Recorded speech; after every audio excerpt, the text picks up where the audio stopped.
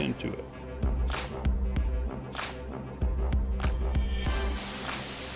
Okay, there we go. So welcome aboard, everybody. This is Fly in Formation. My name is Doobyis, and joining me today is OG from Edmonton, Epic. Appreciate having you on the show, dude. Once again, it's good to see you. How you been? Good. Yeah. The year's going fast, so good. Time flies by. Time flies, man. I can never. Yeah, right. I can never remember how long it's been since I last talked to people, but I feel like probably at least a year since I last talked to you. We were talking about your second to newest album then, and since then you've dropped another new album here with the Deadly Stare, called a Library Called Calder. Am I getting that right off the top of my head? Yeah. Okay. So I just finished listening to it. I was relaxing, enjoying some nice weather down here, and I took a listen through it again. I've been, playing songs from it through the course of as you've been dropping the singles here leading up to the release, and then I think the album now has been out for probably a month or so. I don't really remember the specific date you dropped it, but how's the reception been? How do you feel about having it out in the world now? Good. Yeah, like I try. It's hard to remember. At one point I thought like I should drop an album like every St. Patrick's Day, uh, to be like the Irish Canadian record drop. But I mean when you're on when you have like others like Han Solo and all that working all the logistics, um like I don't want it's good to make demands, but not too ridiculous demands. We're gonna drop it every St. Patrick's Day. Yeah, I mean, sometimes deadlines like that with indie music. I was talking to somebody who was mentioning that like they put a deadline, self-imposed deadline, last week actually. And now I remember it was No Sir, Edmonton-based MC there, and he was talking about how they kind of put a deadline on when they wanted to drop the album, and how they ended up doing a song that didn't get the scratches added to it.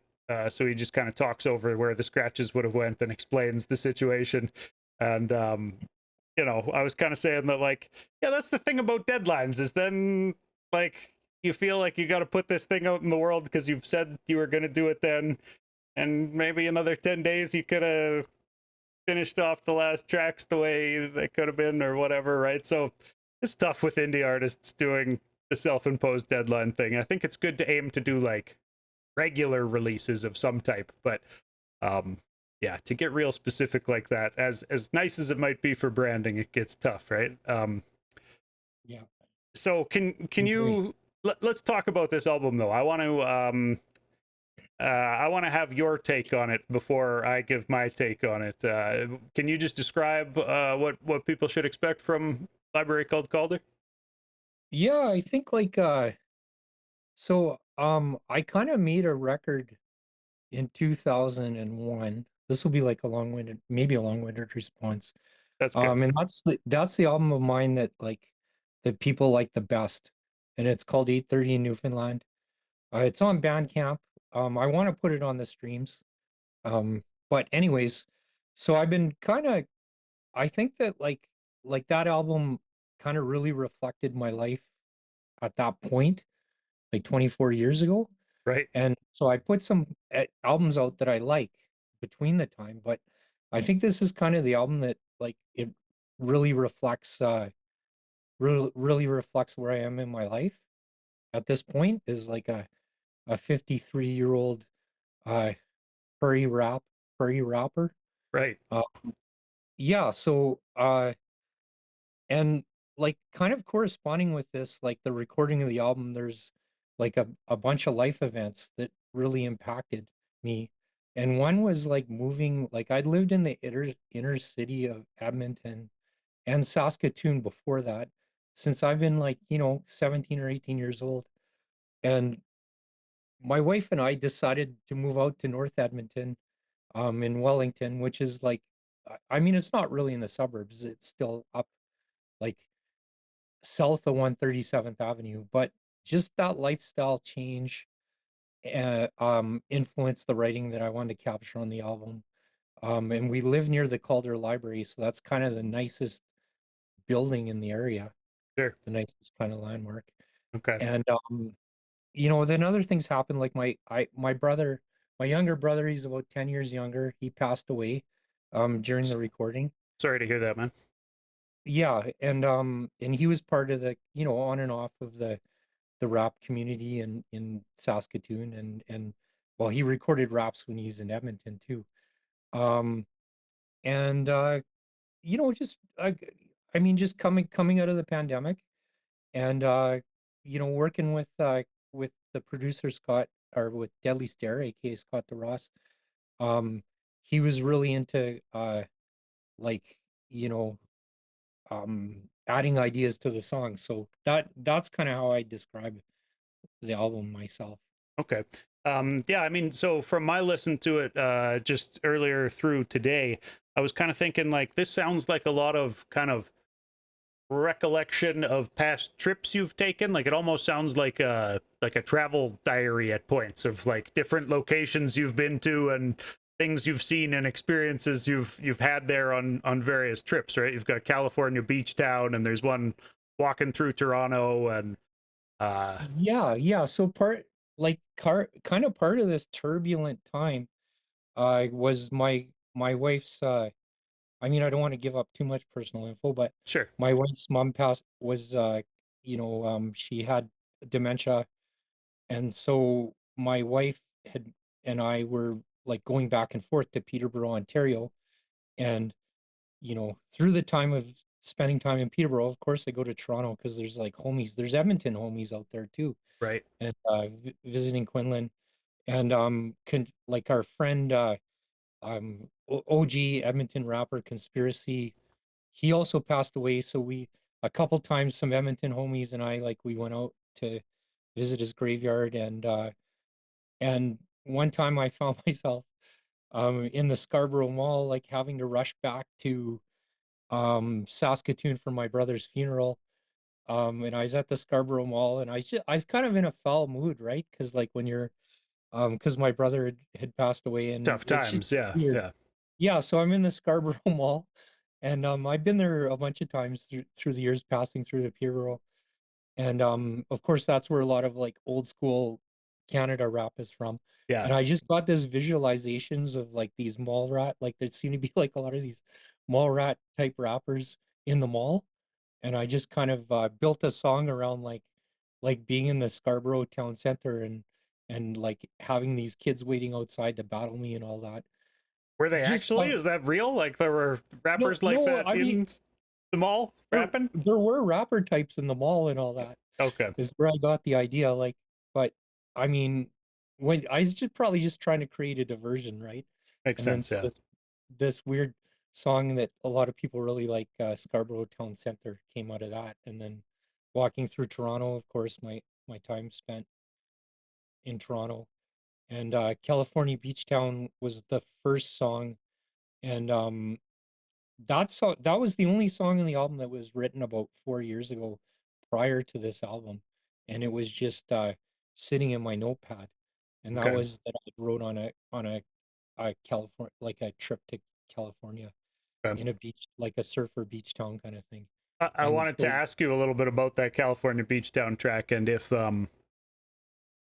sorry, I didn't mean to cut you off if you had more to I don't tell know. about the writing of it, but with what's going on in California right now, like over these past whatever 3 days, they've been chasing ice out of there, throwing bricks at the ice cars as they go by. I'm seeing all this footage, and now I've heard Trump is whatever taken over the National Guard and sent them out there, so it is Yeah, escalating definitely in California. You yeah, know, and I don't know if you've seen like some of the, like, sometimes I post stuff on threads, um like political, kind of political stuff, but more like I just get I kind of I need to stay off threads because I go on and like I argue with, like, you know, someone posts like, the US military would take over Canada in 2 days, and it's like some like I've seen you like, on some pro Canada stuff, definitely on yeah. threads. Yeah, yeah.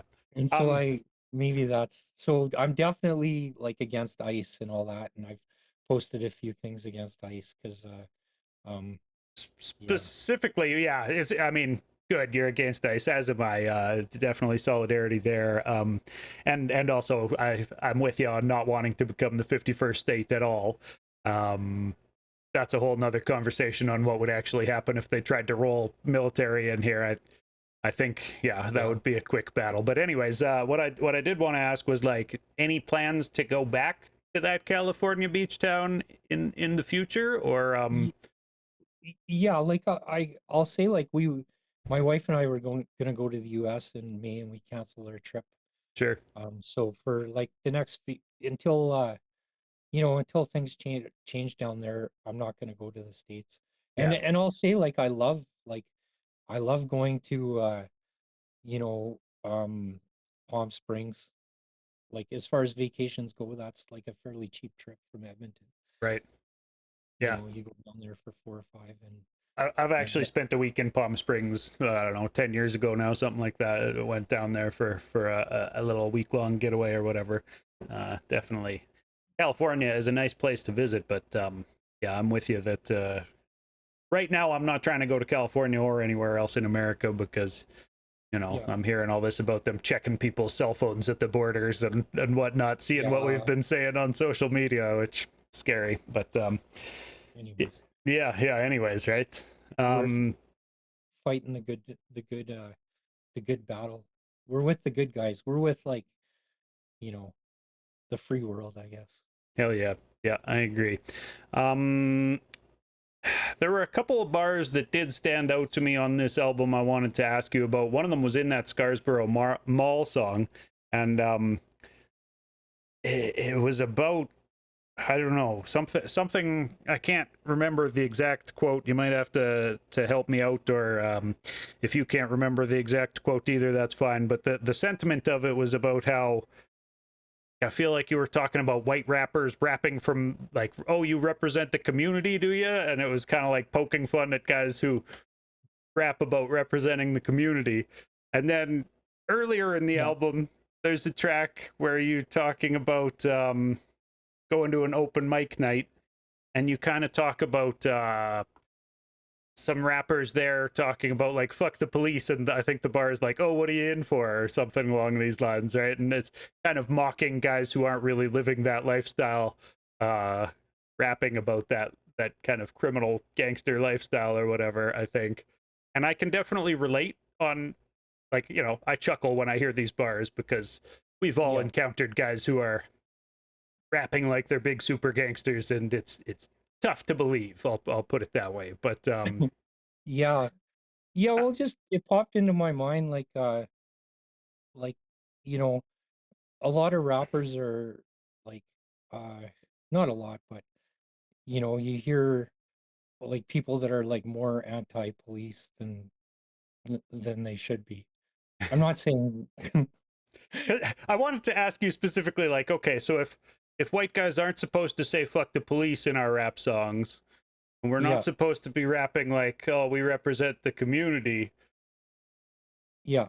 what do you see as a white guy's role in hip hop? What, Well, like, maybe that's a general way to ask that yeah, question. I think like, I think uh like the as far as a white person um making like being like a community rapper, um sort of overdoing it, making it like one of their main kind of, you know, uh principles Right. is you know, like I guess the point is um like is I guess the question would be are are some white rappers more part of the community than other white rappers Right. And as far as like fighting for the community? I Because would I say know like I definitely, grew up, right? Like, I think we both have met white rappers who are part of communities and who have done good things for communities, but then I definitely know what you're talking about, that some people really get on some like like kumbaya shit and want to um want to it's really like a put marketing. themselves in the forefront as the champion of, you Yeah, know. and I don't want to. I mean, I guess you know, I I, I've been like a left wing rapper for since I started, right? Right. For sure. Yeah. So in a lot of And ways, I would say you have repped for the community, right? Like, and some of that. yeah, Yeah. yeah, like in a group of friends or whatever. But I just like I guess that line would be more about like making that like uh your main persona Yeah. per se. Yeah. But It, like I'm a big fan though of like Fermented Reptile and Lee Reed yeah. and you know I'm gonna have to so. check out Fermented Reptile. Is that a Canadian act? Oh yeah, yeah. Fermented Reptile actually is amazing. It's like Pip Skid and Gruff the Druid from like the Oh, late okay. 90s, early 2000s. Sure. Yeah. And Pipskid. they That's a name I recognize, and I'm a big fan of Lee yeah, Reed. So yeah, I'm all for yeah, that kind of political rap sometimes. they put out this political rap Okay. stuff. So Weird. Um, so that's a long-winded answer into one bar. So like I guess I don't that's might not even be what I thought at the time. Sometimes I just write and that comes out and um, what's get the into trouble. inspiration process like for you? Because yeah, your bars can be, you have a very wide spectrum of things that you might rap about. So like when Yeah. you put a song together, um yeah, kind of talk about just like where you're drawing inspiration from. Is it a lot from day-to-day life, stuff you see and encounter? That's a good question. Yeah, like I like to do a lot of, you know, day-to-day life stuff. Um, these are kind of self-reflection questions that I'm just thinking of now, but I have thought about it before that like studied like different rappers who like create personas that like aren't like them at all. Right. And I guess maybe I've done that before, just for sure. But I always keep coming back to just being like this character epic that's really close to my own who I am and Right. just rapping about my day-to-day experiences. So yeah, Makes that's sense. probably the majority of the rap, but it's good to experiment and all that. Like I wonder about like I listen to um like even like this like Poltergeist OD rapper from Edmonton, right? And he's like has all this like horrorcore stuff and like you listen to it, it's really good, but it's like the furthest thing from I think from what I write from. So there's no like one best way to like be involved in hip hop and like make For sure, yeah. Well, and like art. horrorcore trips me out because personally, I've just never been a fan of horror movies and like horror as a genre, and I just don't like Yeah. scaring myself like that, and don't, I don't know, watching gore and that type of stuff. So it just I hasn't know. drawn me to it. But I know that there's a huge following of people who love horror movies and like say that they Yeah. love the special effects and this, that, or the other thing. So like, yeah, but there's something for everybody in hip hop, right? And uh, it's interesting, like you said, that guys do create kind of a persona for themselves that sometimes isn't. I don't assume that Poltergeist OD, and shouts to him and Disser Daps. I have talked to him on Fly Information before, and he didn't strike me as a guy who's a serial killer. You never really know what people are like, like when they're not talking to you on an interview, but I think it's creative. What's the word? Creative license to step outside of your own actual existence and rap for entertainment sake, uh Yeah. to check some of those boxes sometimes, but Do what you enjoy. yeah, right. For So sure. Do you like mumbling when you rap? Just like mumble. well, I mean, some Like people, your favorite mumble rapper. I think that whole thing comes from, and this is something I've talked about a lot on Fly Formation too, is that not all music is made for a party, right? That there is a lot of hip hop made for parties, but the stuff that I tend to gravitate towards is not the stuff that you would typically play at a party. Um, because I like a lyricist who's going to put enough into the lyrics that that's what you're really supposed to be paying attention to and absorbing, right? And that Yeah, doesn't go well with conversation. So well, like they have like these hip hop lessons of how to like have a stage presence of like sure. just coming out and being super confident and controlling the crowd. And that's super awesome. But like a couple times I've seen like major label rap acts.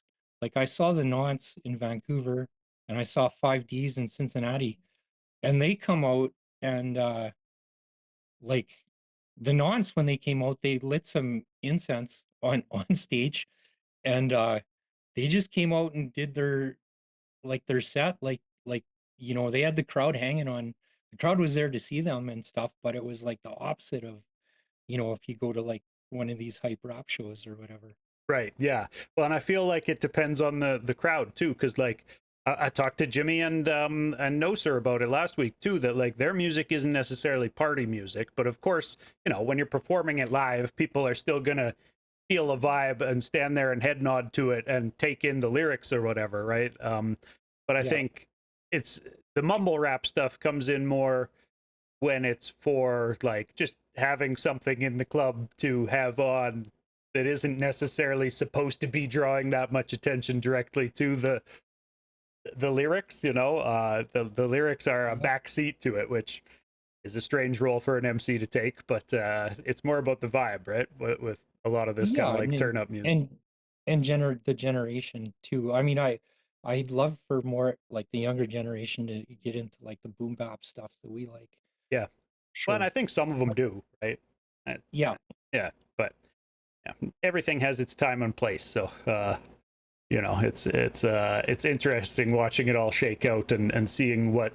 But I think that there has been a movement back towards a lot of the lyricism too, right? I think maybe not on the like biggest Billboard charts, but even on the biggest Billboard charts. I mean, Kendrick took over, so like Lyrical that's stuff. Yeah. that's some lyrical stuff that definitely managed to get the attention of a lot of people. So that's one thing about I'll just interject Yeah. just to bring it back. Like the Library Called Calder, um I set out to spend just on this one particular album, like how long I would normally write a song, and on this album I take twice the amount of time Okay. to write the song. So I think the lyrics are really solid on this album as far as, I mean, my best for Sure. So lyrics. so how did the writing process go then? If you consciously are going to double the time it takes to write, like did it used to be you'd kind of write and then jump in the booth right after? Yeah, like I've spent, time on songs before for sure, and write and jump, but this time I like, I'd feel like I spent a lot of time on it, and I asked myself, well, could I like spend more time and get it tighter or whatever? Right. And so yeah, so I did that, a lot of the extra, and I'd even set time. I'd be like, okay, I'm gonna spend, whatever it is, an hour and a half more on this song than I do now, because I feel like it's done, just to make make it tighter. Not Okay. saying that that's the best way to do it, but I just kind of this I just want to try it out, this particular album, Sure. to help So me. what did that actually look like then? Like were you kind of just doing revisions to specific bars, going through the bars and changing out words to make it flow better kind of thing, or like was it rewrite an entire verse more so, or Yeah, I don't think um yeah, just writing more bars, sitting down and writing more bars and inserting them, seeing if they work better. okay. Uh, yeah. Yeah, interesting. And then were you recording this one at the Library Called Calder? That was another thing I wanted to ask because last time we talked, you mentioned that you and Max Prime had been recording a lot at, I don't know if it was the Calder Library or which library it was, but one of the libraries. And you kind of at one point were like, "Oh, I don't want to give my secrets away," but I mean, the Yeah. cat's out of the bag now. I got the same question in Saskatoon last night from my homie Chaps. Exact same question. I'm actually visiting my mom near the Manitoba border here, Nice. and Yeah. drove through Saskatoon last night. But yeah, I recorded a lot, like most of it at the Library Called Calder, but there's a few times where I'd send a song to Deadly Stare, aka Scott DeRoss, my homie in Montreal, and it would almost be like I wasn't satisfied with it, and I'm like, oh yeah, I think I can do this better. And then I go and I my point was to do with a home demo, like in my basement, which I got sounding okay in my house. And just when you're at home, you can just jump when you feel passionate about something and jump in the booth. And Right. so I felt passionate about these verses, and I considered them a rough copy. But then after I sent them, we're like, oh yeah, this is it. This is what we'll use. So there's Sometimes a that first take has an energy to it that it's tough to recreate if you go back and try to re-record vocals too much. I find, anyways, yeah, right? Yeah. yeah, exactly, like later. So Uh, yeah. right on. When you talk to Chaps, was it actually like a show for third verse or anything? He still does third verse out there, Yeah, right? Yeah. yeah, he does third verse. He does that on a Wednesday. So I rolled through last night. I got my dog with me. Um, so my dog is um he's energetic or whatever. So we thought we just like I'd pick him out up at his house, and then we drove and went for a walk with I had some ice cream Nice. and So just a yeah. casual visit with an old homie then. Okay. Yeah, yeah, we talked about like sports the first half, and then the first 45 minutes, and then wrapped the kind of second half. Word. Well, shouts to him and third verse. They're definitely, legends in the Canadian indie rap scene and have been doing that show since, I want to say, like the late '90s or something like that. Uh, Yeah, so since 94, 95, early 90. It was '90s, under a mid different '90s. name. Yeah. Yeah, and so that's like my crew in like kind of the university age. Right. We go down to third verse or whatever, and then chaps kept and now Nalto and Rove help him out, but they've been holding it down. Like I can't believe he does it after all these years. So that's Yeah, good. super long running. It's good to have pillars like that in the community for sure. Yeah, Um, can I ask you how long you've known the Deadly Stare? And I thought he was from Halifax. So yeah, little backstory. I talked to a guy named Hermit of the Woods on the East Coast. He's a Halifax-based MC, and he mentioned the Deadly Stare. That was the first place that I had actually heard dude's name. And then, like, I think it was just weeks after that, your guys' project was starting to be pushed and stuff. So I was like, oh shit, here's that producer that Herman of the Woods just told me about. And now he's working with yeah. Epic. So yeah, I wanted the backstory. How long have you guys known each other? Yeah, that's cool too. Yeah, so Scott DeRoss is like kind of an East Coast pillar doing it a long time. And when we first started doing stuff with interactions with Scott was like maybe in the 90s. And some of these record stores would have like mail order and distribution and all that. Right, So he worked for the Halifax record store that was kind of like the Black Buffalo of its day. right. And so people would consign him records, and um so my producer at the time, Soso, would deal with him. And then he moved to Montreal, and he would started putting out records um in his label. Like he put out a Buck 65 record actually before Buck got signed to Universal. So this is showing how long ago it was. Okay, yeah, definitely been around. And he ran the label Endemic Music, and but then he also would start producing for like people I knew. One was like this American rapper Bluebird who moved to Montreal and came across the country a bunch of times. So a bunch of us like got to meet him and stuff. And you know, um he became friends of friends, and then uh we kept in contact, and then we were in a group chat together, and then yeah, we started working on this album. Nice. So did he send over like a pack of beats for you to choose from? I noticed in one track you're rapping about like I forget the exact number, but beat number 79 or Oh something. yeah, Did he send over that that's many beats for you to choose from? no, that's the first beat that he sent over. Okay. Um, was beat. He sent a beat pack of maybe 4 beats, but it was like, okay, I got these. We weren't working on an album. He's like, I got these 4 beats. Uh, so and so has dibs on one. Do you want to start working? I think this is how it, like my memory. I could be wrong, but Sure. and I said, yeah, I'll take this beat here, this beat 79. And then I kind of thought like around the same time I was getting beat packs from people, and you know, like these producers would pour themselves out into making a beat. I don't know how long they spent time. Right. And then they give it a number and then they to keep track of it. Yeah. And that's how they keep, and so I was kind of a play on that, like like come on you guys, producer guys, like beats are more important than just a number Just a or a number, yeah. letter.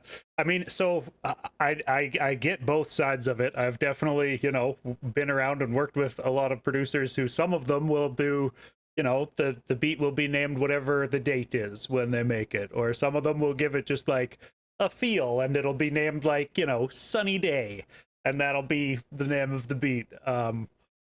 Do you would prefer to be given a beat pack that has, track titles like this one's called Sunny Day, rather than beat number 13, or like a date for the beat?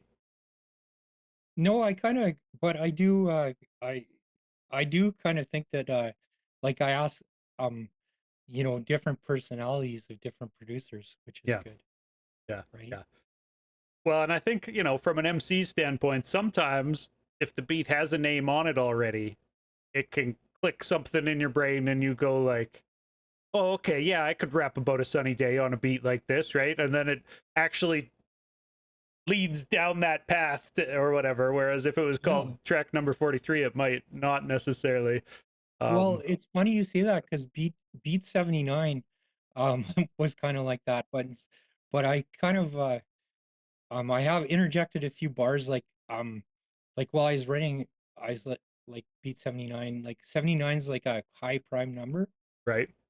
Um and so I thought, well, that's kind of cool. So I started going off on a little bit of a math tangent a bit, but then that's not really uh I mean, that's exciting for a bit, but then after a while, I don't know if that's enough to carry. Maybe there's an awesome math rap song out there, but Mathematics by Most Def.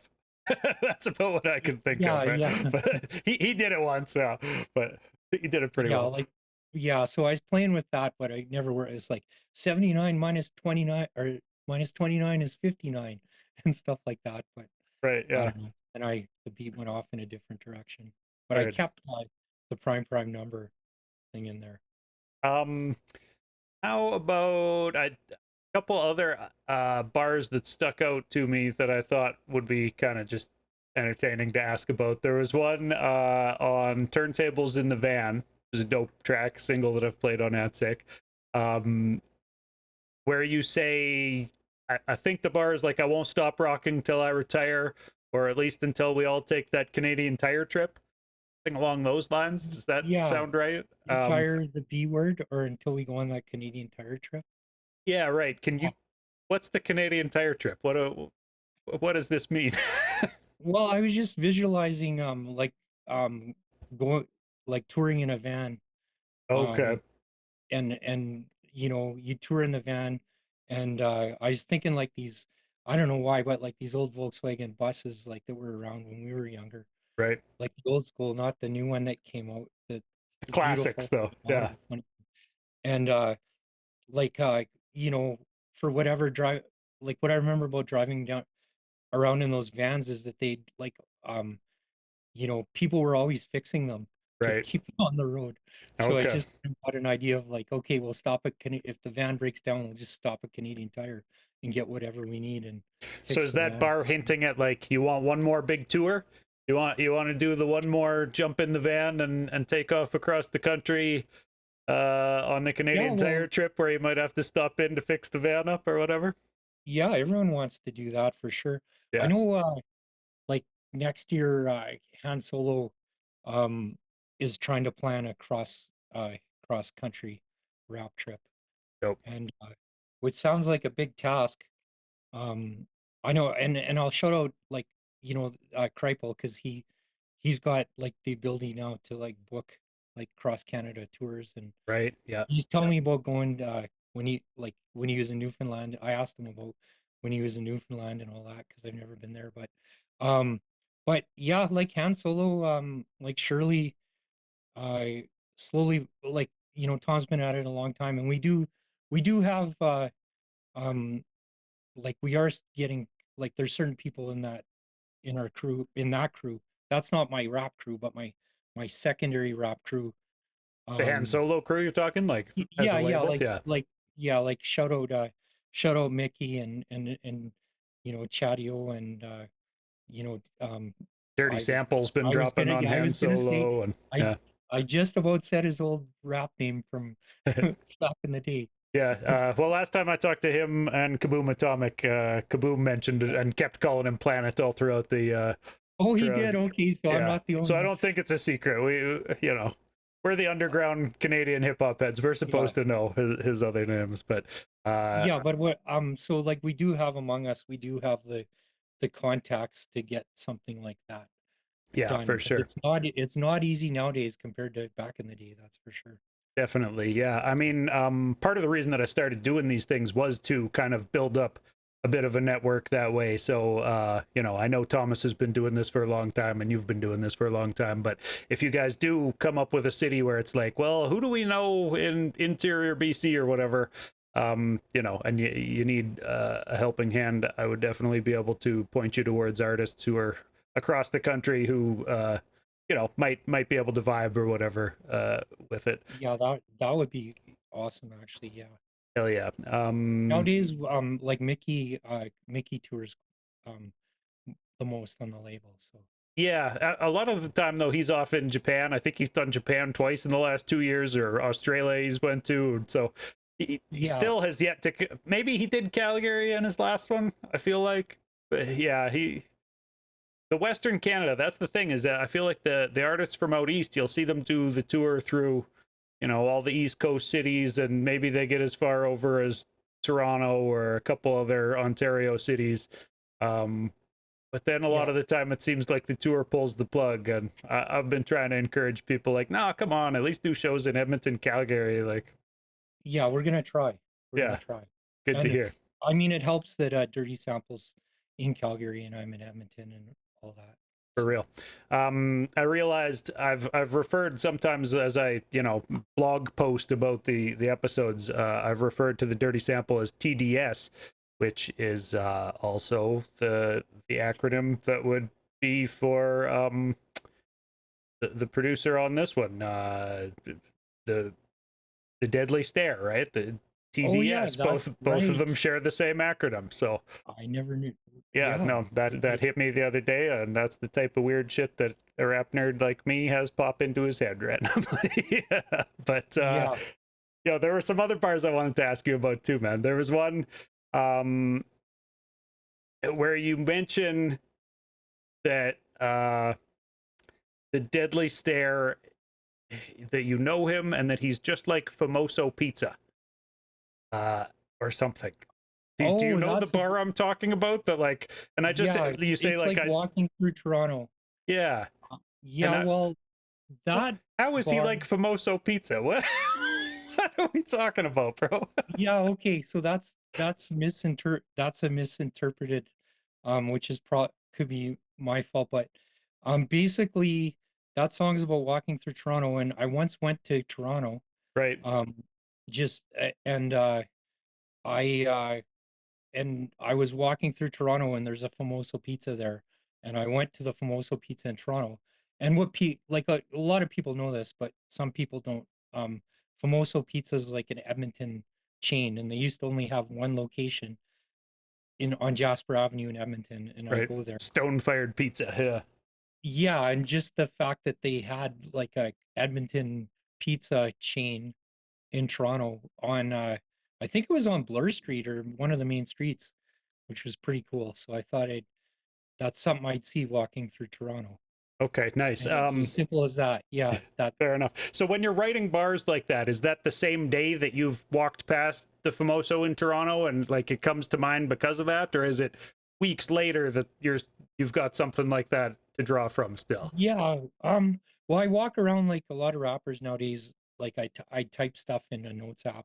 Sure. Uh, I still love rappers who use paper. Like that's awesome. Right. But It's not as convenient though. Yeah.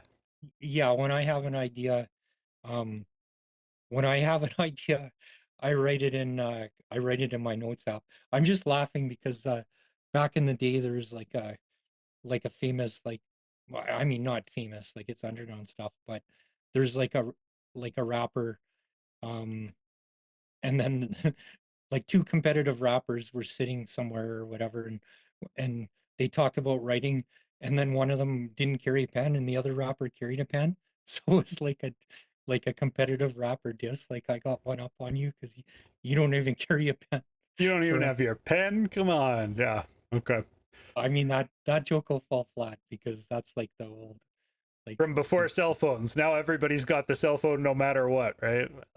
yeah, yeah. And so yeah, anyways, to answer your question, I write um I write in the notes app because I think when I was in Toronto, I just too busy to write raps. It's a great Okay. city, right?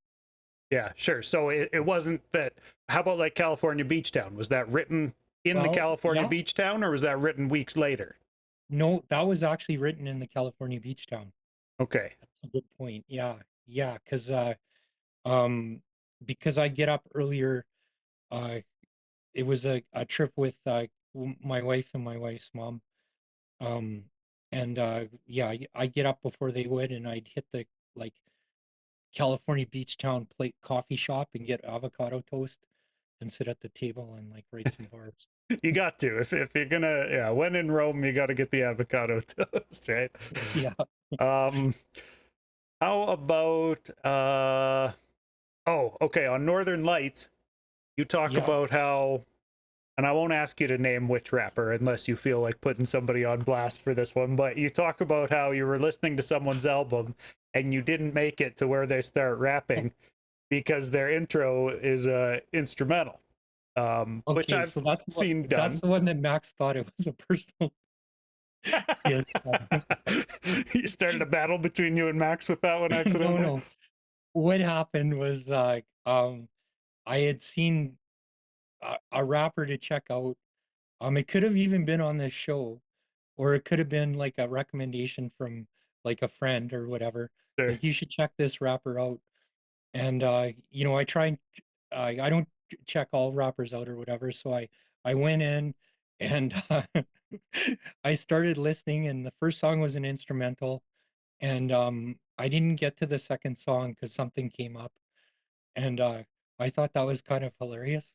Yeah, I'll never check that out the song, and the that only definitely reason is is funny. when the first one is an instrumental. Yeah, I laughed at that part. Yeah, I mean, I get too. So time is it of was the a essence, personal right? diss.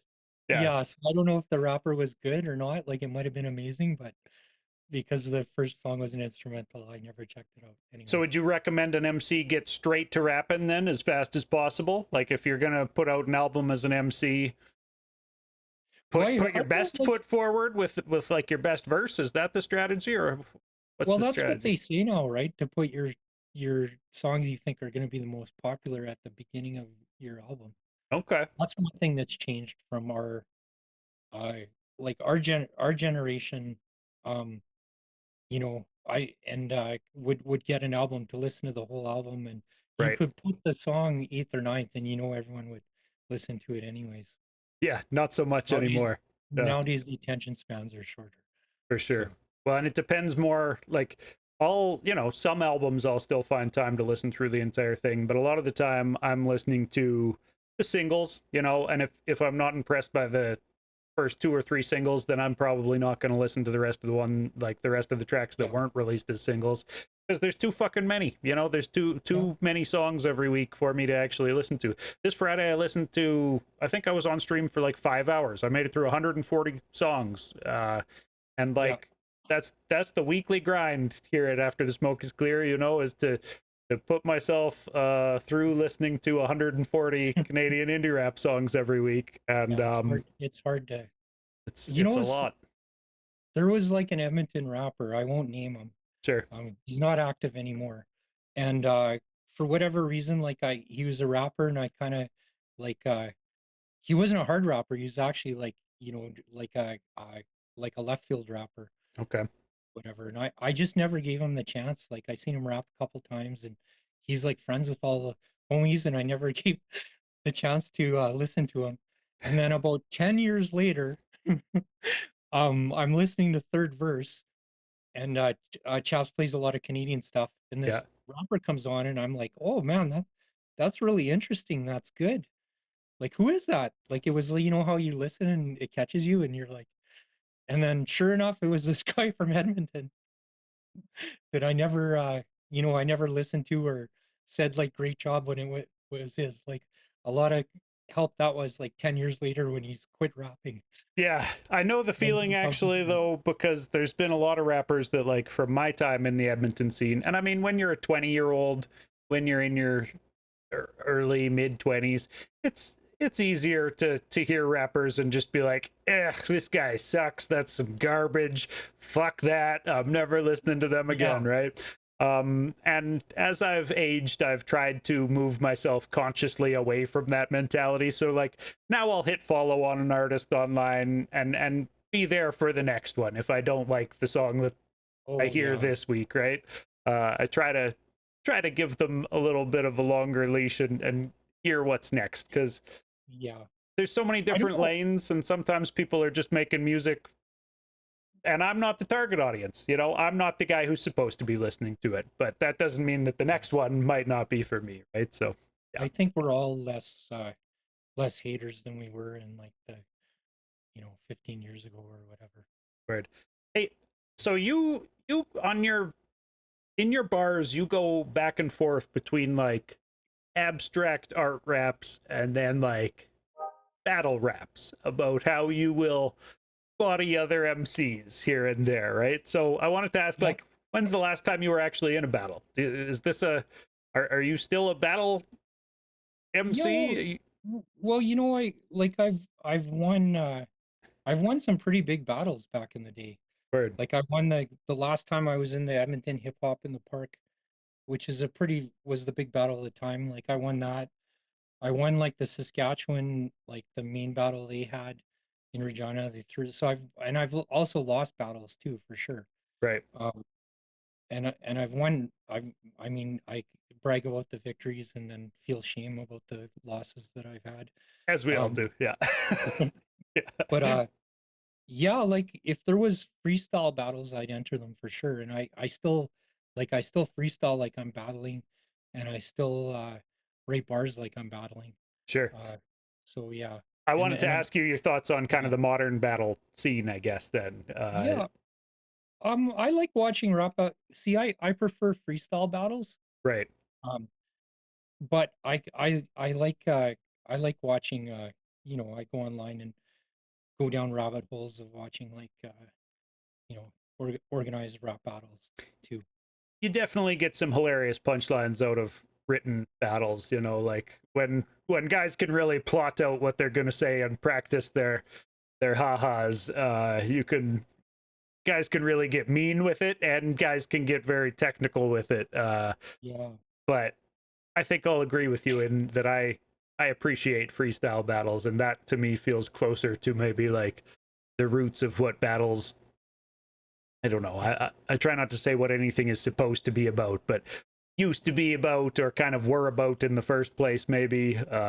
And yeah, I've always been more inclined to, well, back in the day, battle somebody at a house party on the spot randomly rather yeah. than have 2 months to promote a battle against somebody and plan out what you're going to say or whatever. How about for beats? Do you prefer a battle with a beat or without a beat? Like for freestyle battles, Yeah. with a beat. Yeah. Okay. Yeah, I like the with a beat. Yeah. For sure. I Yeah, think that to me that's one thing that loses me with the typical style of battles these days is that I wish they would put on a beat, because yeah, that's a big part of MCing to me, is like how you actually are rapping on the rhythm. And if it feels yeah, a little bit more like a roast battle or like, those like the big like Hollywood roast things where like Jeff Ross comes out and says some funny jokes dissing the Yeah. guy or whatever. Well, it's the whole thing about like the guys who came up with the idea to cut the music out. Like that was a pretty big choice. Yeah, And they thought that it would go farther if they cut the music out, and it did. So um but it's the same thing. Like I could make music that would maybe be more popular uh as far as songs go, but it's like I like the like I like what I do, right? Too. yeah, yeah, In for the sure. same way that I like freestyle battles. It might not be the thing that's gonna like blow up worldwide or whatever, but I'm gonna It take it doesn't always my have to music be. as far as I want this way, right? Yeah, yeah, for sure. And not taking away anything from like, people that are writing more like um, for type of songs to like blow up or whatever. Yeah, yeah, makes Mind sense. I you, a lot of think indie cats have blown up too though, right? And yeah, you never really know what's going to blow up. I think I almost feel like yeah, people who are stepping outside of the formula might have a bigger chance of blowing up sometimes because yeah. trying to follow a formula, Well, sometimes people end up sounding like a knockoff, or you can hear it. It sounds like they're trying to blow up, you know. And with art like yours, or like a lot of the people whose art I respect, you can yeah, hear, okay, this is a person making art because they want to express something and they want to do their thing the way they want to do it. And it, yeah. like you said, it Probably doesn't to matter if it's going to blow up or not, right? Probably to my detriment, because I remember like Nova used to like try want to get me to hook up on a track or whatever all the time. And maybe if I wasn't like such a purist, I would have like taken up that opportunity and made a mainstream song, and I'd be like Who bigger. knows, right? Who knows what could have happened if, So there's uh, no right or wrong answer, I guess. I just want to do like what I like. for sure. So I've been asking people, is there a line or a takeaway from your album that you hope people kind of get from listening to it? Anything in particular come to mind? Oh, you know what? That's a really great question. Um, you know, uh I think really if someone wants you to take something away from their album and they uh execute that like a perfect message, I'm not sure like I I don't think I'm not sure if I'm the rapper to have that would take a rapper of like ultimate capabilities, right? Like, what did Nos want you to get from Illmatic? It's a good Uh, question. I I mean, yeah, I I just just open the door. I let guys answer this Yeah. one any way they want to, but I So hear what it's you're saying. Yeah, it's like a concept. I mean, back in the day when I started, it was like KRS-One Boogie Down Productions, right. um, and I would like to write more left wing stuff to get left wing messages out of my music. But when I did write a left wing song on the album with Rob Statues, no one got the meaning anyways, I guess, which is my fault. But yeah, I'd like to put more politics in. But I think on this album, I just wanted people to feel what like growing old and being like some of the things that like a 53-year-old um uh comes in their life, like some of the stuff that they deal with, like loss, Yeah, moving around, getting inspiration, like just you know that kind of thing that yeah, that's a great answer, man. older people feel. Yeah, I think that that sums up the album quite nicely, actually. Yeah. Um, this I've been asking people, and again, it's just answer this any way you like, man. When's the last time you wrote a bad verse? uh yeah, it's a like I write a lot, so a lot of stuff just stays in my notepad, and it usually gets abandoned halfway through.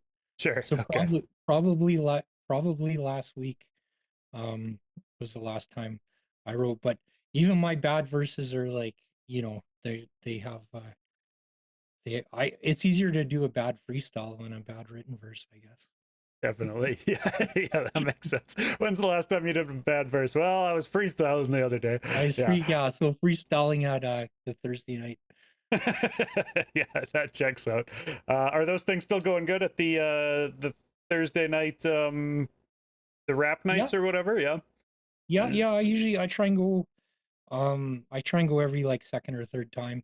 Nice. It's a good like it's the last few times I've gone, it's been really positive and really like like people are excited and into it. And Dope. um yeah, there's this one local rapper there I'd never heard of before. He was like really, really good. Um and then I checked him out on Instagram, and like a lot of the homies are like follow him and post on his stuff. So Okay. uh, I can't remember his name though, Oh, unfortunately. oh, damn! I was gonna say, can we give him a shout?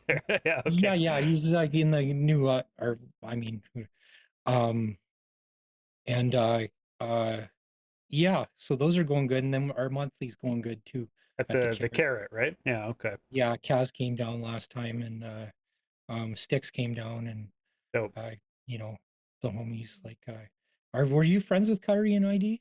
I mean, friends like scene friends or whatever. We never really Yeah, hung out unless it was like at a music event or whatever. But yeah, we would definitely slap hands when we saw each other. And you know, they always like helped me get on the bill at Kaleido and Hip Hop in the Park and all those things. cool. So yeah, definitely. I would call them friends on the scene for sure. Good, yeah, because we're doing stuff with them. Like that's Nice. their, but we help them. Max actually does a lot of work to trying to get people out and all that. So is the vibe at the carrot more like performances than it is actually like a pass the mic cipher, or what does the Yeah, the format kind of carrot. look like? Yeah, the carrot's more like relaxed coffee shop. Like you go there and people do a couple songs, and then you'll have random, like last time there was someone we didn't know, and they just sat around writing lyrics, and then at the end they went up and said their lyrics they're writing. They used like one of my beats, one of the beats off like one of my albums or whatever that I Well, that's took from cool. my phone. Yeah.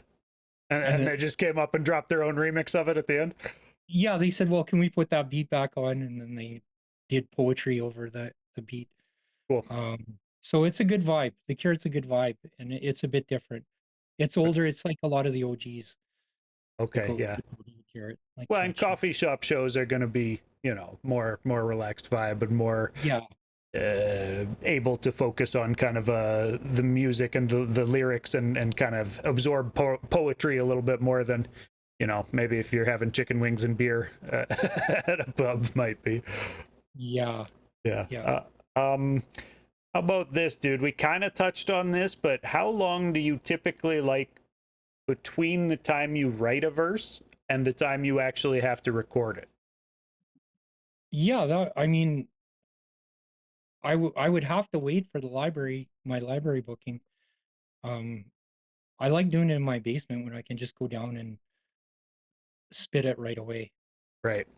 Write it, So jump in the right booth and away. wrap it right there. Right Okay. away is always the best, but then, sometimes it's good to get it professionally sounding too. Yeah. More Well, and professional. beyond just actually professionally mixed, I think there might be something to be said for artists spending some time rehearsing before it's time to actually jump in and do a finished take of it. You know what I mean? Like, Yeah, um, but yeah, different artists are different, right? It's all personal preference of how people want to do things. yeah, yeah. Yeah. How about here, let's get to a couple of these how important questions. Sure. Always make people answer a few of these so that I can make montages of different artists' opinions on very open-ended questions. How about how important is it to have stage banter or like storytelling between songs at a performance? Uh, I don't well, some people do stage banter good and say like, yeah, you should do stage banter. But like if you listen to some of these rock and roll bands, like I know you and I were talking once about like Grateful Dead and Dead Company. Right? Like they'll do a 2.5 hour show and like not say a single word in Right. between songs. Yeah. Yeah. So which is awesome. So yeah, I used to do a little bit of banter. Um, yeah, I don't think I'm gonna change works for me. Just a little bit of banter, but I mean, some of these rappers like really, um, really have good banter before their songs or their talk. They have the gift of gab. Yeah, yeah, right. Yeah, their raps and the gift of gab. Well, and I think a lot of that, like a lot of the people that have answered this question, we've talked about how like it depends on the setting too, right? If you're at a coffee shop, it might be a little bit easier to banter between songs because people are almost expecting that a little bit more than if you've got Yeah, like, a big crowd at a big show and you're the opener for some big name or something and you're up there trying to tell people about like, and I wrote this song for my grandma's to honor my grandma or whatever. Like people don't want to hear it if it's at a big show and they're just there for trying to have a party and keep the music going or whatever, right? yeah, it depends on the situation too, for sure. Definitely. Um how about how important is let's do this. How important is a song title? Um,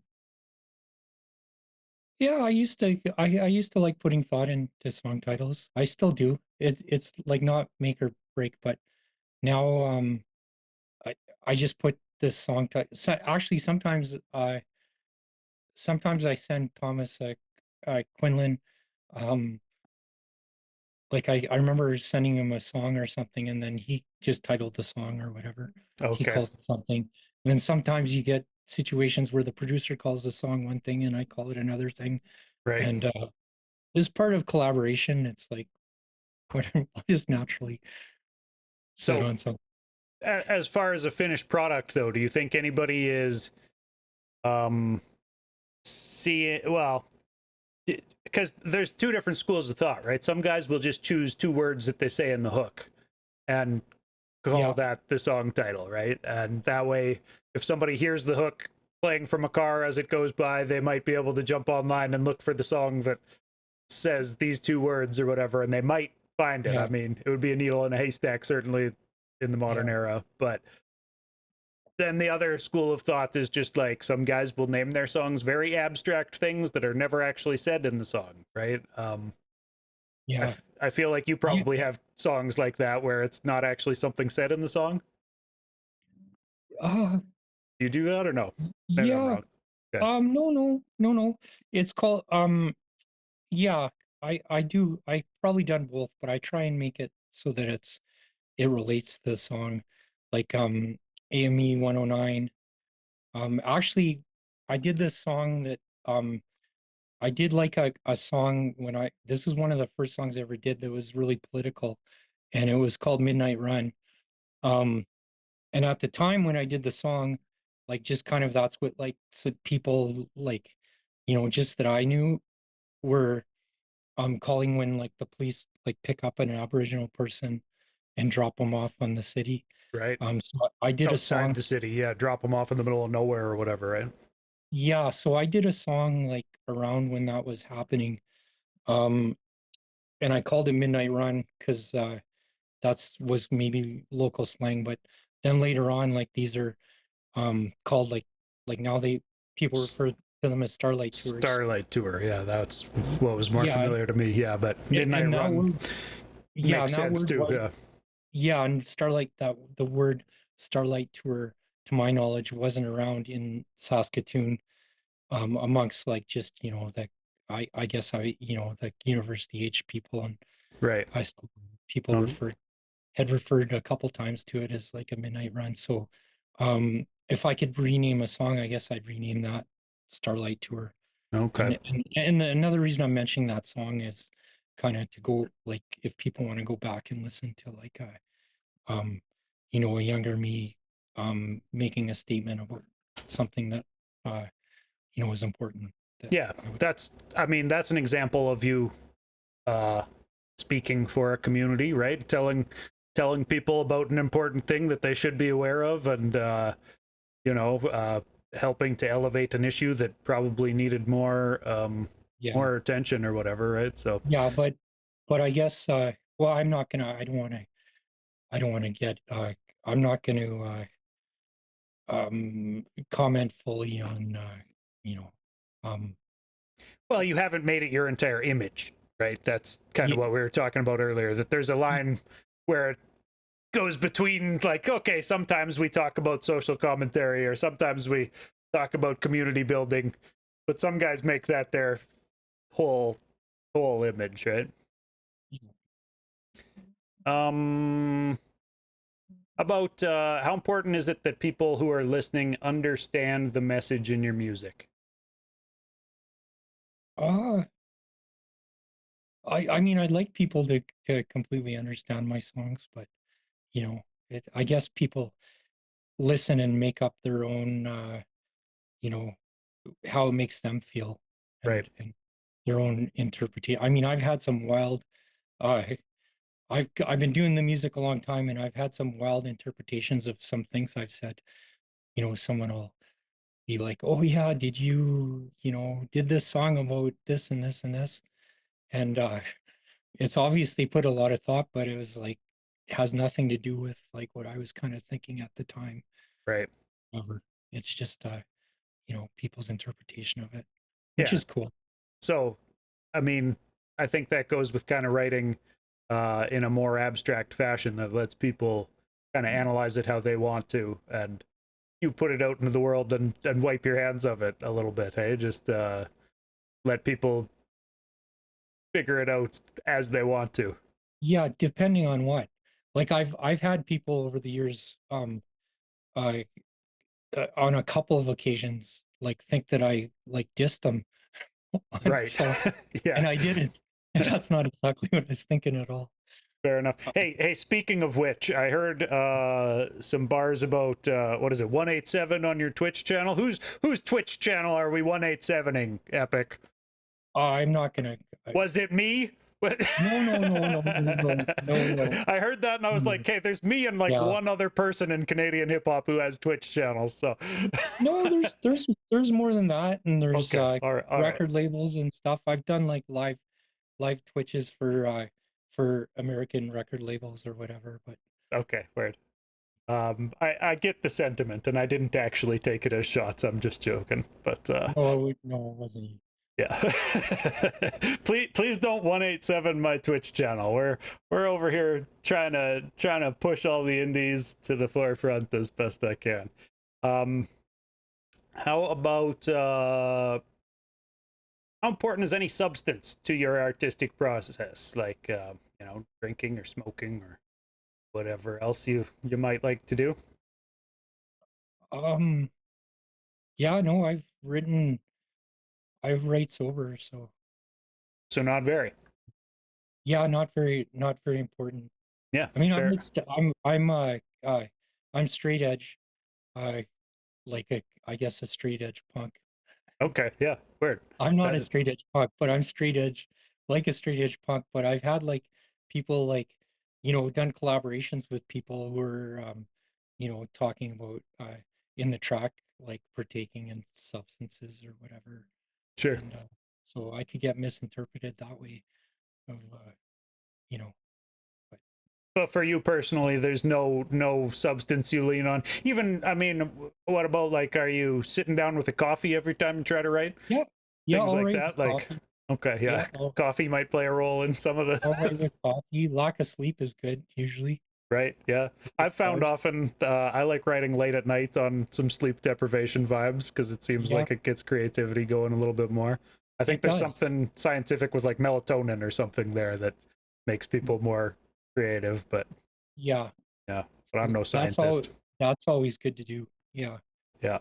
Y- Let me ask one or two more of these how important ones, and then we'll wrap this thing up, man. I appreciate you spending time to talk with me here. Um, y- how about music videos? How important is making music videos? Uh, In, I I like making music videos. I don't think they go up as far anymore as they used to. So, Word. but I've made like my friend Rob and like Max and all that. We've been making videos for songs. Okay. And Have there been some for this album yet? Yeah, we have a video for feel. Oh, okay. It's a Han Solo YouTube page. Nice. I missed that one. I'll have to check it out. Yeah. It's just Um, part of fun, man. Like making videos are fun. right. Yeah. It's a good time, so you might as well, right? Yeah, Uh, like you're not don't spend your marketing budget on like a video if you're not like up to that level or whatever, but yeah. Yeah, yeah. totally. How important is having a mentor in the game? And this is just another way for me to ask artists like, hey, is there any mentor you want to shout out, really? Yeah, absolutely. So when I came into the game in the 90s and first starting out rapping, um, before I just record like 4-track stuff but there's this crew called Freak Show. You can look them up. They're like an old school Winnipeg rap crew, and they showed me like a lot of love. Um, they did a video called Patience, so look up Freak Show Patience, Sure. and they're super positive. Actually, one of them, Ishmala, he works for the CBC now and out in Toronto.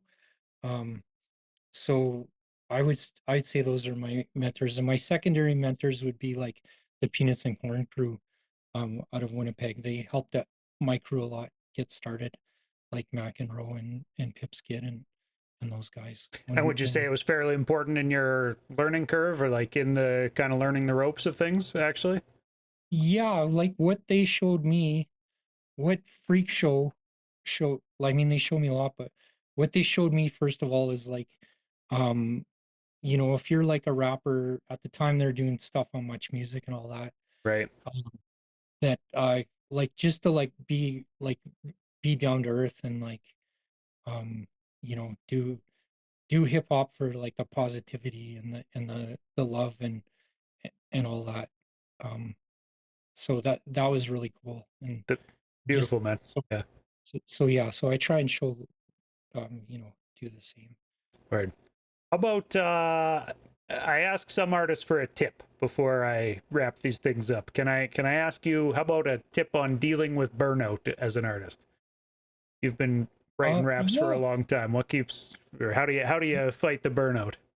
yeah. So I mean I would say don't fight the burnout because I was I took a break or whatever, and sometimes uh like life, you want to put all the energy that you put into hip hop and put into like other aspects of your life, um and then come back to hip hop. Thank God hip hop was here when I wanted to start doing it again, albeit a different. um I wish I would have like kept up with it a bit because it took me a while to get like the flows back and all that. Right.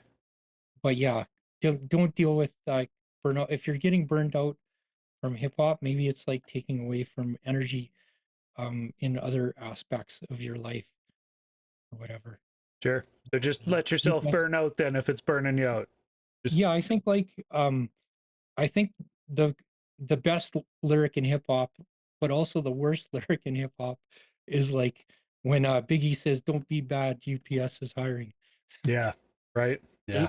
There you Because go. It's a classic. that's a dope ass lyric. But at Definitely. the same time, like there's no shame in like, dealing with other aspects of your life or whatever. Because Hey, not many rappers make it, you know? yeah, definitely, man. Let me ask you, just current events wise, with the Diddy trial going on. Yeah. I have been thinking to myself that it's kind of soured my opinion of a lot of the classics, especially Biggie stuff. And you just quoted Biggie, so it popped into my mind there. But um, do you have any trouble separating the art from the artist, or do you feel like this type of thing coming out kind of taints an artist's catalog a little bit? Yeah. I mean it would taint his catalog for sure. Yeah, I mean, back when all that was happening, when I say all that, I mean like the bad boy era.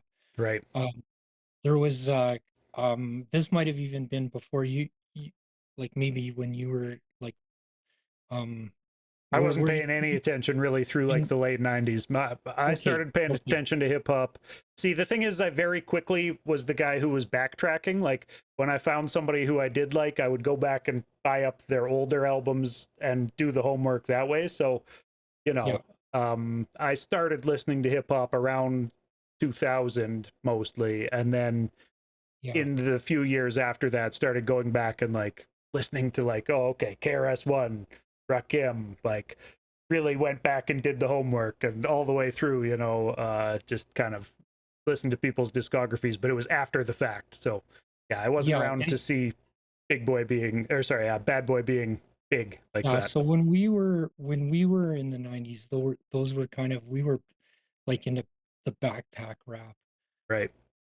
So um we were into like, Most Def and Talib Kweli and like Def Jux and Anicon and Project Blowed, Right. um and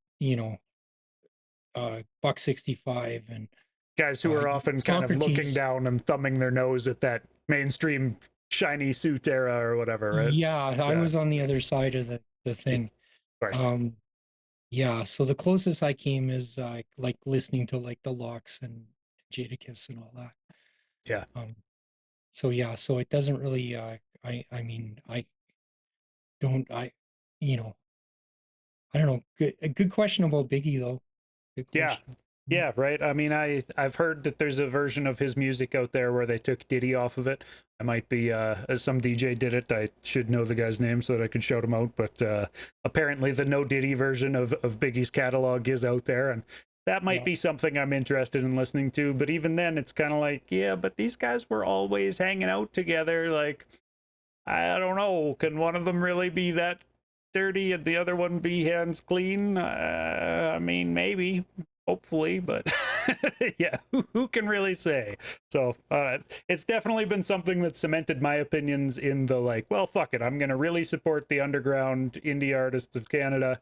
And at least I know that none of these guys were doing heinous things at fucking weird millionaire yacht parties or whatever the fuck was going on over there. So, uh, not to say that underground artists are all squeaky clean. I'm sure there are some underground artists who have done some despicable things as well, but until it comes to light, I'm here to play their music. So yeah, yeah, yeah, for sure.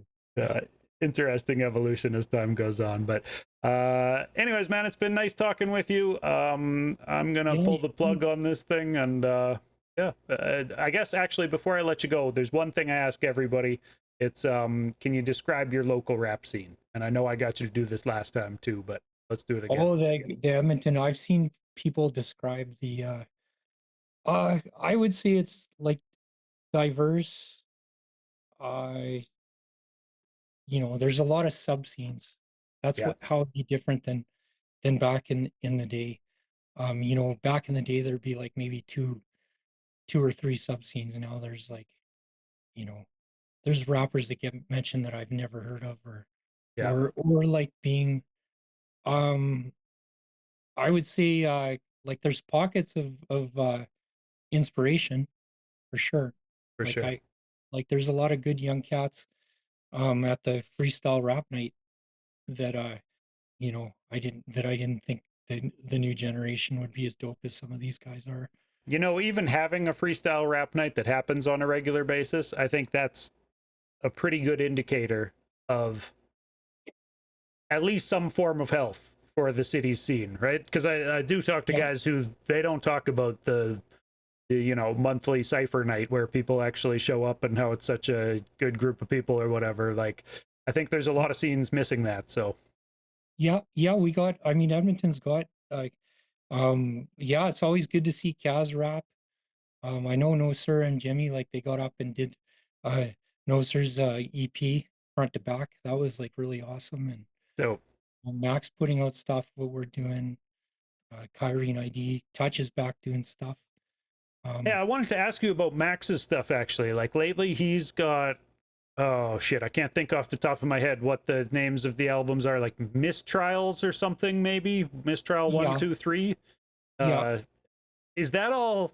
Like I take it that stuff from 20 years ago being re-released, or Yeah, yeah, that's him re-releasing stuff, and I think he had a bit of wondering what he's gonna. I don't want to get in like get into Don't too spill much, the beans, yeah, if there's secrets, but but basically, like a lot of rappers out there, he's has a couple songs that he's not like the most proud of, sure, um, as far as like the content is. So right. I think that he's been kind of doing like workarounds to get like his old stuff out. Okay. Yeah, that Yeah, makes sense. Yeah, I've yeah, been, they pop up on my weekly like release radars, so I hear tracks from them and like yeah, there were a lot of spitters in Edmonton 20 years ago or whenever those tracks were from, you know. yeah. Yeah, That's mostly the LBA crew. right. Yeah. Yeah, Yeah, low and the budget LBA affiliates. Yeah. is yeah, we they were like heavy and saying that is I mean, depending on who you ask in the crew, like I was part of the crew and Touch was part of the crew because it and Current Sing, Right. um, because it like it extends because we were, all I going over to some of the sessions and spitting and all that. But Yeah. yeah, Yeah. they're very good. And it's funny because back in the day, when LBA, they're like, the question was, oh yeah, could LBA ever catch on? And be and the I mean the common answer would be like, no, there's no way that like some grimy Western Canadian white rappers would ever catch on, I mean, which is we see now as the most false. yeah, yeah, there Like, definitely are those, and there's definitely a lane for Western Canadian white rappers who are lyrical. That's yeah, definitely a thing. Some of the yeah, biggest out of Canada are could be summed up that way, perhaps. But yeah. yeah, yeah, and so back in the day that was the thing. Like, yeah, probably like that kind of rap will never catch on. Because there Yeah, wasn't many people doing it like LBA. They're amongst the first for sure. very lyrical, man. I was impressed just listening to a few tracks off of these re-releases that Max has been doing. But shouts to Max Prime. Yeah, and um and and yeah, shouts to Max. And sorry to interrupt, but like yeah, like NATO was part of the crew too, right? And right, yeah. he's helping out a lot. So Yeah, a few people from there definitely have stuck around on the scene and are still around doing the damn thing to this day for sure. You and Touch and Karan Singh and yeah, NATO, like you mentioned there, definitely all those guys are still active out there doing the thing. So yeah, shouts to LBA. Maybe we need a some sort of LBA reunion album 20 years down the line from all you guys now or something. yeah, That could be dope, even if it was just 4 tracks on an EP or something. I would definitely be stoked to hear that come together, but who knows. Anyways, man, is there anything we can tell people to look out for coming up soon, shows or tours or yeah, uh yeah. I have an album coming out next year. Tom wants to space it, or Hansel wants to space it out a bit, but it's got like a whole bunch. It's got 4 Mocha only beats on there. nice. Um, yeah, and then a bunch of homies. Like it's kind of a five different producer album. A Okay, DJ beat, um, nice. and like a few homies or whatever. Right on. But the next thing coming out um is an album with from with Jay from Sergeant and Comrade, the producer for Sergeant and Comrade. Nice. Yeah, I met So him very briefly. I don't know when he did a show here in Lethbridge recently, a couple months ago now. yeah, yeah, he did an album producing Ira and I, and he raps on one track, and Yolanda's on two track 1.5 tracks or whatever. Damn, I didn't That's know he gonna raps. Does he rap on a regular basis? I thought he was a uh, producer. yeah, he raps. He's like an old school rap with the Okay. Dirty Sample. Him and Dirty Sample have been I've, crew. I've been sleeping, I guess. That's cool. All right. Yeah, but he doesn't rap much now. He just raps occasionally. Word. Um, he raps under an alias. Uh, so anyways, There's their new yeah, album. Yeah, yeah. So that's the new one. Comrade produced an album. That's the next album out. In the fall, or actually January next year. It's gonna come out on Han Solo Records, Dope. which is dope. And then I gotta mention. Sorry to take time, but No, it's all good, man. I'm gonna offend people not mentioning stuff. I got like a couple tracks with this producer Grimy L. He's like a US underground guy. Uh, we're gonna put something out just kind of as a like a tide over, just to keep the keep the Spotify. It's good. It's good. I like it for Nice. sure. It's important to keep something coming out on a regular basis. Even, I mean, one a Yeah, year is still pretty good. I feel like nobody can yeah, really fault you if you're dropping an album a year, but to do even more than that, it can't hurt, right? I think, yeah, yeah. I people mean, want the some of this is music. in progress too. And the last thing, like Don Treader from London, I have stuff with Don Treader and a couple of rappers from there that'll come out at some point. That's like an underground um kind of uh, uh yeah, it's good. Is I that a don't just collective, Don Treader? I've seen that name on a few singles actually recently, on some like art they're rap with, I yeah, forget they're who. a rapper. um I Don Trenner identifies as they, Oh, okay. a rapper with from London, but he's hangs out with some other rappers um that spit on it, like this dude like Bo Gus and Cool. uh and he produces and raps, or sorry, they They, produces and raps. cool. And and um got this other producer, Gods and Numbers. I'm doing rap Damn. numbers. So busy. Last time I talked to you too, you had like 6 projects on the way coming, I'm sure. Yeah, well, these are some of them, right? They Yeah. just take time, right? Dope. All right, Yeah. man. Well, I appreciate you spending the time talking with me. Looks like the sun has come back out in Lethbridge. I'm trying to get back to the beach here, so we'll Okay. call it a day, and I'll let you go. All right. Thanks a Oh, lot. hey, you For, know what? Sorry, I'm gonna keep you here another minute because we also the other day you were in chat while I talked to Jimmy and No Sir about Edmonton artists mentioning Oilers. Uh, yeah. I wanted to ask you, so All Hempsky, classic, you know, Yeah. one of your biggest songs, I would Yeah. say. Is there anybody on the Oilers currently who you feel like deserves a name drop? Anybody you wanna shout out right now as we make this cup run? Who's my favorite player? I'd say Draisaitl is my favorite. Drysaitel? Okay. Yeah. All right. Well, I'm gonna listen. Maybe there will be a Drysaitel bar in the future on one of these 5 albums you've talked about. But yeah, if it doesn't happen, that's cool too. Either way, let's go Oilers. Let's bring the cup home. Yeah. Go Oilers. Hell yeah. All right, man. It's been good talking to you. This time I'm Okay. actually gonna end the call. You too. Thanks, dude. Okay. Peace. Peace.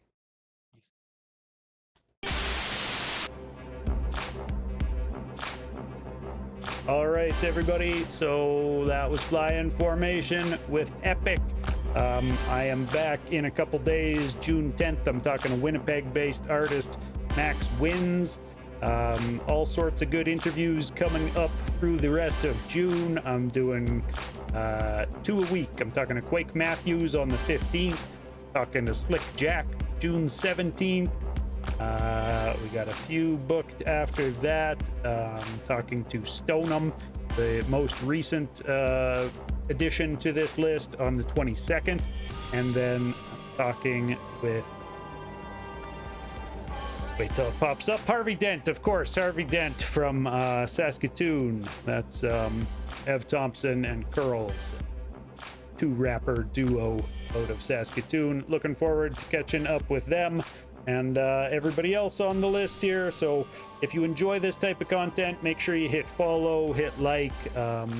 If you watch them on YouTube, leave a comment on YouTube. If you watch these things on Twitch, come through twitch.tv/Doobyis on Tuesdays, or the other dates that I mentioned there. It'll be Sundays through June. And yeah, I hope everybody enjoys these things as much as I do, and I hope you learn some new artists to check out. I will catch y'all on the next one.